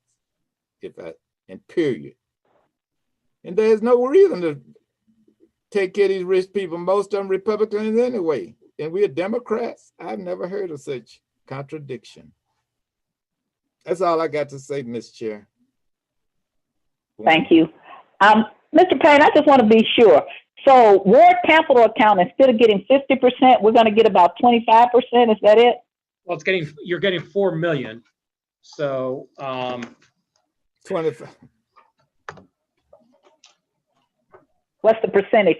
Well, I'm sort of working on that right now. Okay.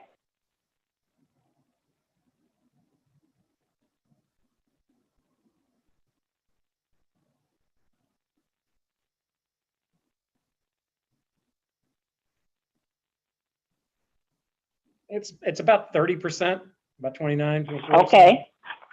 30. And then the major parks capital improvement account, what percentage are they getting? 17. So they're getting all of theirs. That's correct. Forest Park gets more money than half of North St. Louis, okay? So the recreation center, they're getting their 3%? No, they're not. What are they getting? They're not getting an allocation of half cent this coming year. You mean we're going to take the 3% from recreation? That's correct. Well, let me point out that you have a number of recreation accounts that have already received and other special funds that have not been spent yet. I don't care. Recreation. That's fine. I understand what you're saying. I'm saying that this is part of the reason why we got kids out on the street. My husband's father used to run the recreation program when we staffed the parks. He was the principal of Sumner. He started the magnet school program here in the city of St. Louis. Okay, so when I'm looking at, we give them 3%. That we have enough nerves to take that. That is just sad. What about the citywide capital improvement account? Are they getting the 20%? They're getting the 20% plus the reallocated amounts from the other accounts. Plus so they're getting the ward capital improvement is going to citywide? That's correct. It's all beyond capital, but well, that's what the purpose was. It was staying within capital, but it paying off the citywide capital accounts. The debt, and what was the debt incurred that we paying off? Well, no, I mean, it's a combination of, and those are outlined in the budget and the bill in terms of each of the Fund 1220 accounts have amounts specified for them. But give me an example of what we spent money on, because I was Okay. wrong, because I would know, because I have a Okay. long-term memory, so. Okay, all right. Rolling stock lease debt. That's paying off some of our rolling stock. So rolling stock would be stuff like trash trucks and stuff like Yeah, that? well, not specifically. Let me see. Was trash trucks in that piece? I know trash truck is also being funded by general revenue. How about juvenile detention debt? When there was some issued back when with the improved, there was various improvements funded with that. Those type of things that are actually a significant amount of citywide capital is debt, and that's what constrains the ability to. And you said it's in the 1220 account, it lists everything what the debt is? Yeah, that's correct. And Okay. and there's also the citywide also has two accounts. There's a 1217, which isn't the half cent. It's separate from that. Right, because we have another sales tax, okay? And is the police department getting a 10% still? Yes. Which is also for debt service. Okay, That's it. so the only thing you're going for is the ward capital account. That's what happens when you have new people on on Ways and Means. So Well, you get away with that kind of stuff, except for that you do know that on the floor, we can also cut your budgets. You do know that, I right? understand that, but I Okay. should tell you that the bulk of capital is a lot of debt service, and that's what's tying your hands on some of the discretionary capital. And not tying my hands, because I can think of about 3 or 4 or 5 people in the mayor's office. We can just do line item and take some people out. There's all kind of things that you can do other than ward capital account. Well, no, So- I understand that. I understand that. Right.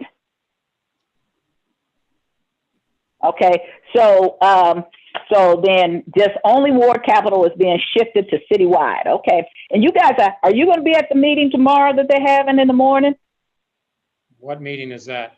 at Ways and Means? I thought I saw on our calendar that they had. Let me see here. Monday, Tuesday is tomorrow. Maybe it's Wednesday that they're having a Ways and Means. So are you scheduled to come back before Ways and Means at all? Not that I'm aware of. Okay.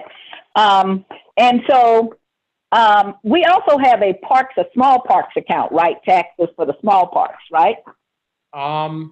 You have a tax for parks and recreation. Yeah, not small parks, but we specifically said it couldn't go to the large parks because we Yeah, had given them 2 bites of the apple. Yeah, what you did was you allocated it to neighborhood parks, and then those Correct. allocations, those are fully allocated, but the projects are yet to be determined by the Parks Committee. But let me go back again. So Forest Park would get the huge amount of parks, big capital money. We didn't take the money from the capital accounts of those big parks. No. So did anybody suggest, why don't we, since Forest Park is over there looking like a luxury center, that we take that money from Forest Park? Well, actually, in the last recession, we did that. We couldn't, we went indirectly into that, but they ended up, I think we had them pay utilities or something like that. And then that was written up into the Forest Park Master Agreement that was only going to be done for a certain number of years, and then it went away. So I think that was part of the deal with Forest Park Master Plan. So we keep our agreements better with the Forest Park Master Plan than the citizens of the city of St. Louis, is what you're telling me. Well, at the time, there was a significant. First of all, it's debt. Theoretically, it's what they do is they issue debt based on what was actually contributed by private donations, and so that they didn't want to jeopardize the amount of the private donations, which were more than what was going in and from the city. So it was basically a bang for the buck issue. So what we should do as aldermen is make bond issues and make a debt so that you all never come for our money again. Because I recall when I first got elected that that's one of the things we said that we could do is long term. So we should do debt too, so you can't come for our money. Is that what you're telling me? Actually, I think well, I understand you're being. I understand that, but I'll answer it in a serious way. Is that you can imagine, and this goes back to my issue with pensions and all, is that when you have a short-term problem, but you borrow and you create it over the longer term, you or I might not be here, but you've left a problem behind. And that's the thing you do not want to do. That's right. Oh, I agree. In fact, like I said, because I would have cut the budget, if I were the mayor, if I was on ENA, we would be coming for the Alderman's award capital account, because we'd have made some different decisions about how we spend our money, okay? As I said, I come from working class. You do not spend money like a drunken sailor like they do with the city of St. Louis and think that one part of town is more important than the others. And it is costing us. And just to talk about that, when I first got here, Tom Villa was the president of the Board of Aldermen. And he and I, when I came back down here, he was the 11th Ward Alderman. And we often had conversations about some of the things that I used to tell him that are giant mistakes that this city does. I think we could do much different with our budget, and we wouldn't have some of these. And one of them is you have to be a lot more conservative with your spending of your money and realize that something, maybe you didn't expect this pandemic. You didn't expect COVID-19, but something else equally harsh could have happened. And I don't think that we put enough money away. We're always trying to be Chicago when we're St. Louis. I think that in my family, you have to live within your means, and I don't think St. Louis does. And that's why you will see that one no vote all the time is me. So I think we could have done much better. And then for you to come for my money, I'm still going to be looking for some friends, because I don't think this is a good idea for you to take award capital money. I think that the parks should be where you go. Nobody lives in the park. But people live on these streets and things. So when you tell me you didn't take Forest Park money because they got debt and a budget, but it just doesn't fit right with me. But I'm not going to talk about that anymore. I'm going to go to this other ordinance, 62884, which is the city sales tax. And that's the one that's a 3/8% sales tax. And can you tell me what is the 3/8 used for? That goes into general revenue. Okay, so that is general revenue. And so do you know how much we got this year from this tax right here? Or what do we got? What do we get in 19 and what are we projected to get in? In 2021. Yeah, we received 14.8 million in 19. And we're projected for 21, 13.1. Okay, so 21 is 13.1. We got, and so how much have we got in 20? Do you know? Year to date, this is a projection here. Let's see. Oh shoot, I've had so many printouts. This is an older one. If you don't have it, if you could send it to me. Yeah, I could. I've got the revised estimates for this year, but I don't. Let me see. Do I have it? This is a dated one. All right. Thank you. Yeah, I don't have it in front of me, but I could get that to you. So just say it. Let's recap. 14.8 for 19. Correct. We don't know what 20 is, but was it projected to be close to 4? Yeah, let me get you that. All right.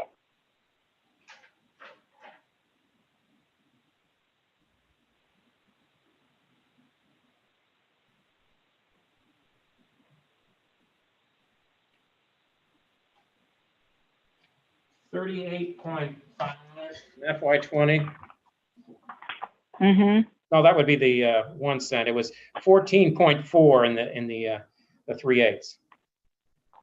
So 19 was 14.8, 20 is 14.4, which is not that much different, and 21 is projected at 13.1. Correct. So pretty much all in the ballpark, the same. Why is this so close to being the same? And what is the difference that makes the capital count? Why isn't that so much? They're all proportional. It's all proportional. I've got a, let's see.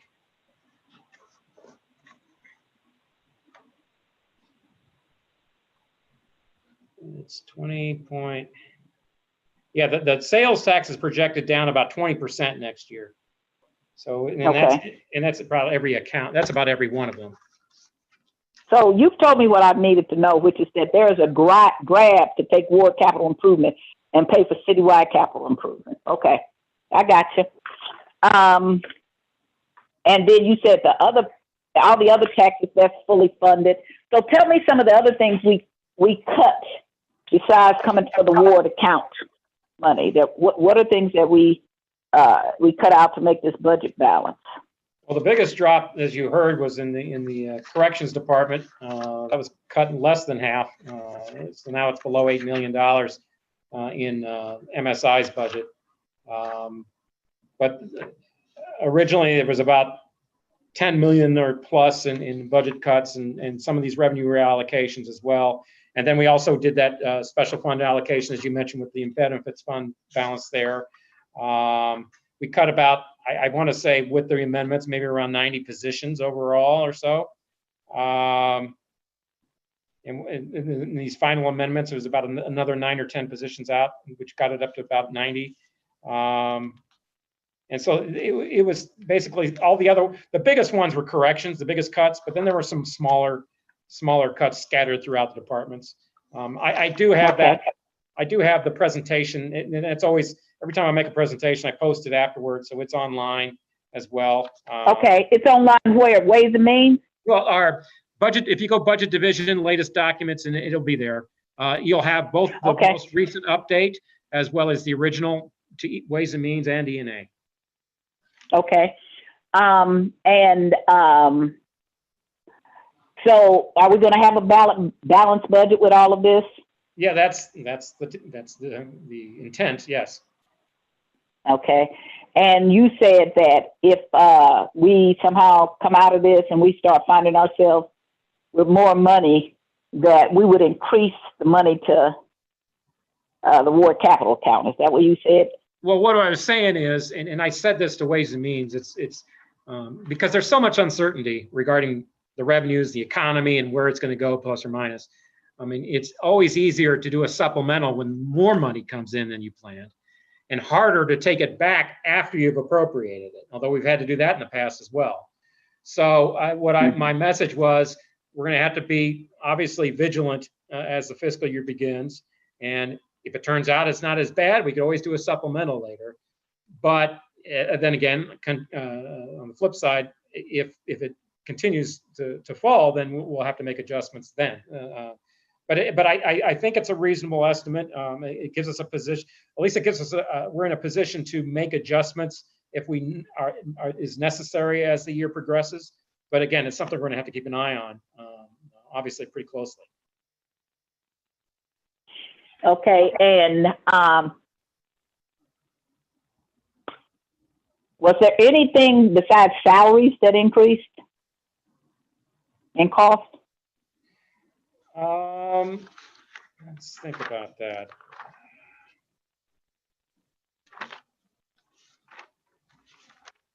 About a couple.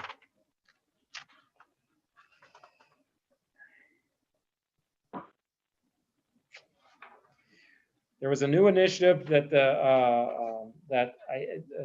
was approved just as the last packet of amendments, which was the cops and clinicians. I think you may have heard about. That was about $800,000 associated with that.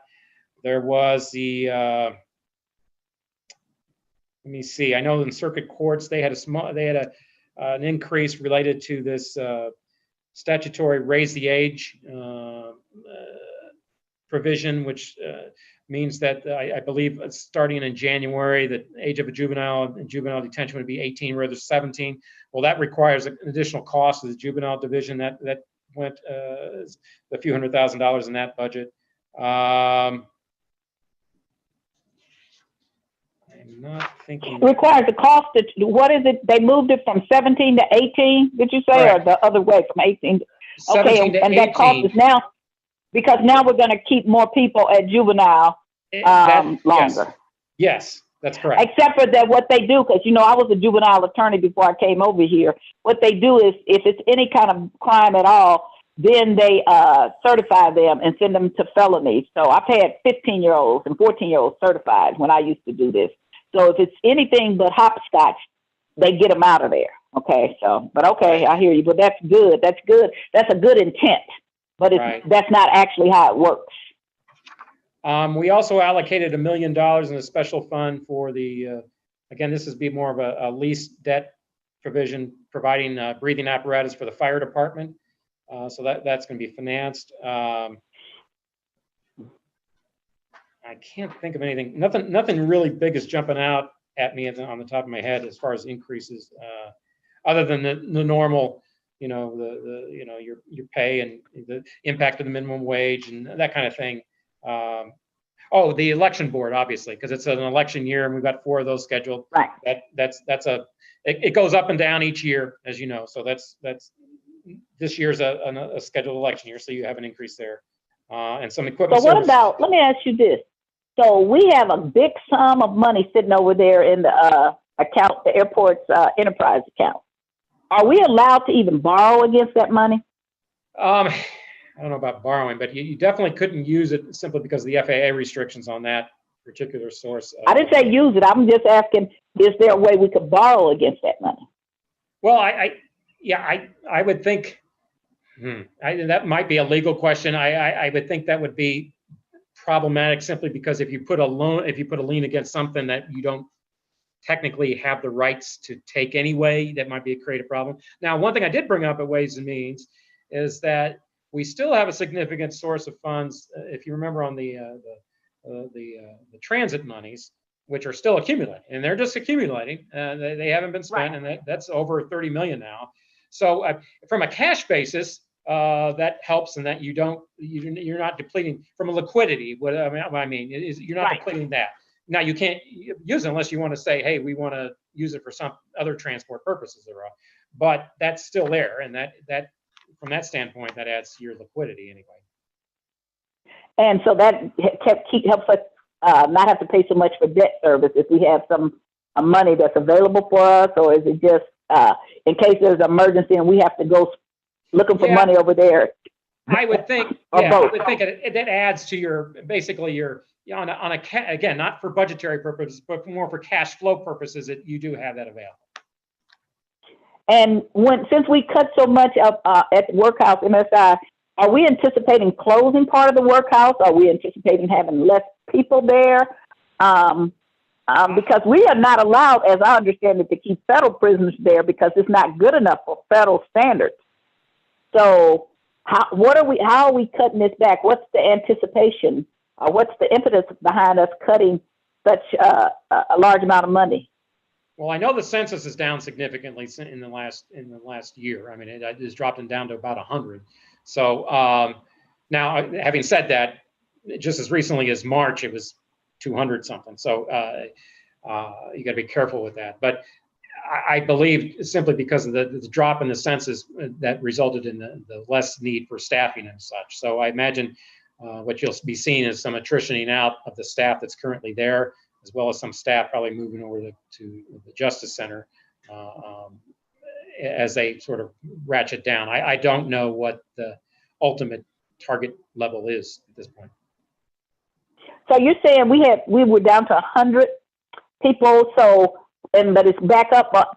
And I just experienced this. I had a young man that was locked up there, and what they did is, because the Supreme Court told us we have to do bond settings that are commensurate with their ability to pay. So they just kept pushing his bond back, and never really setting a bond, which to me violated the spirit of what the Supreme Court said. And when I actually got in it, they finally had a bond hearing for him. So some of that is just what the alderman from the 18th said, is that we're not really following the law about bond issues setting a bond and letting those people pay. And we're going to get sued again about that, because it really, what he said, it is becoming a debtor's prison. And only because I got in it and started asking questions, this person got locked up in January and did not get out to April, and they still had not they only had a bond issue, a bond setting, because I inquired about it. So that's part of our problem. And I think that we're going to have a conversation with Jefferson City and the Supreme Court of the state of Missouri about this inability of us to follow the law and give people a fair bond. I know people feel like, well, we don't want the criminals out in the city, but people are accused, not found guilty, and that is not fair that we keep people locked up so long while they are awaiting trial. And especially with this COVID-19 that we're going through, that is not a safe place for that to be. And I got a question this morning, and it may not be for you. I got a question about if there were some positive tests out at the workhouse, and if so, what are we doing financially to address that? Do you know? Or is that something I should send to the health department? Yeah, I'm sure the health department would know. I do not. Okay, all right. Alderman Vaccaro, I see you out there. Did you have any questions? Unmute.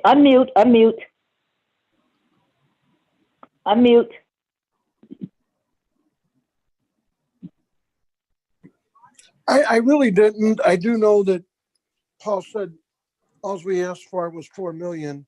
That wasn't exactly true. We really wanted.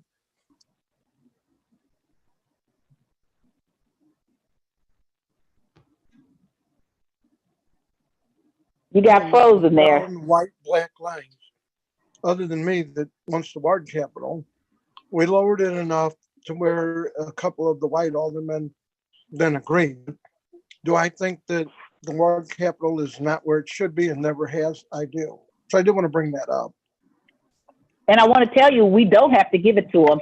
So you guys don't know this, when they do that bantering back and forth, we can just, if this mayor is in our ward capital account, to me, we just go up in her office and start cutting people out. So I'll tell you how to get your money back, okay? But we cut Todd Walterman out and other people.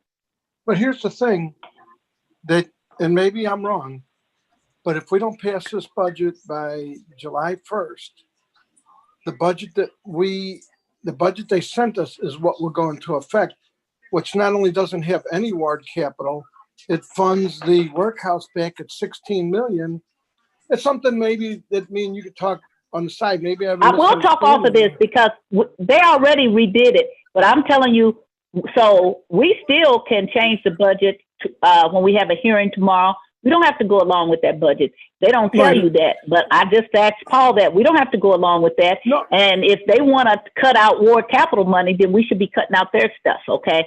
So then they can come back and give us our money back, because I'm not going to vote for a budget that says notwithstanding an ordinance that we passed into law. That will be absolutely not what I recommend. But my question would be, if we fight this on the floor, then it goes back to E&A. No, it doesn't. It doesn't have to go back to. No, it does not. No, it does not. That's what they want you to think. Because see, what you're doing is negotiating with E&A. You don't have to negotiate with E&A. You have absolutely the right to just cut stuff out of the budget, and E&A cannot put it back. E&A is negotiating with you all because you don't know any better. No. I know. We could take anything away. They can't put it back. They don't have to put it where we want. I understand that.